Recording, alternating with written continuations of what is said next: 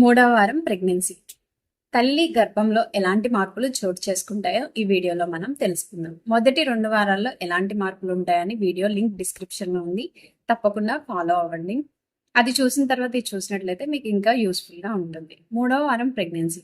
2వ వారం చివరిలో కానీ 3వ వారం మొదటిలో కానీ ఒక చిన్న ఎగ్ ఒక స్పర్మ్తో మీట్ అవ్వడం జరుగుతుంది. ఈ ఎగ్ అనేది ఫాలోపియన్ ట్యూబ్స్లో ఉంటుంది.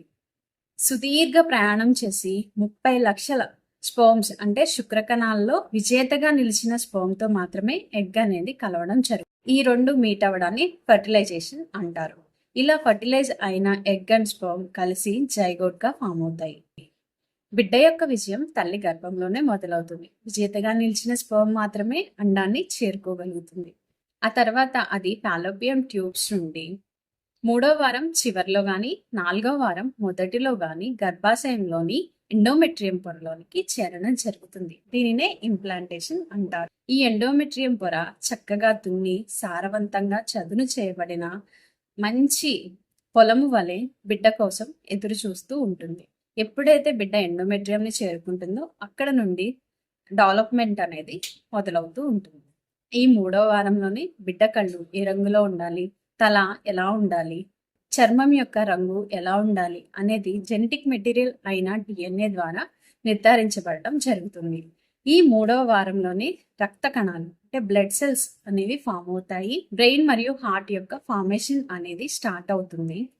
హార్ట్ బీట్ కూడా స్టార్ట్ అవుతుంది.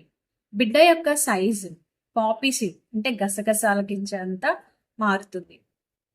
ఈ 3వ వారంలో మీరు ప్రెగ్నెన్సీ టెస్ట్ చేసుకున్నట్లయితే పాజిటివ్ రాకపోవచ్చు. ప్రెగ్నెన్సీకి సంబంధించిన ఎలాంటి సైన్స్ అండ్ సిమ్టమ్స్ మీకు ఉండకపోవచ్చు. అయినప్పటికీ ఒక చిన్న జీవం మీలో ప్రాణం పోసుకుంది. చాలా తక్కువ మందిలో కడుపులో నొప్పి, కొన్ని డ్రాప్స్ ఆఫ్ బ్లీడింగ్ కనపడవచ్చు. ఇది సాధారణమే. దీనికోసం కంగారు పడాల్సిన అవసరం లేదు. ఈ వీడియో నచ్చినట్లయితే లైక్ చేయండి. ఇలాంటి మంచి మంచి ఇన్ఫర్మేటివ్ వీడియోస్ కోసం తప్పకుండా ఛానల్ని సబ్స్క్రైబ్ చేసుకోండి.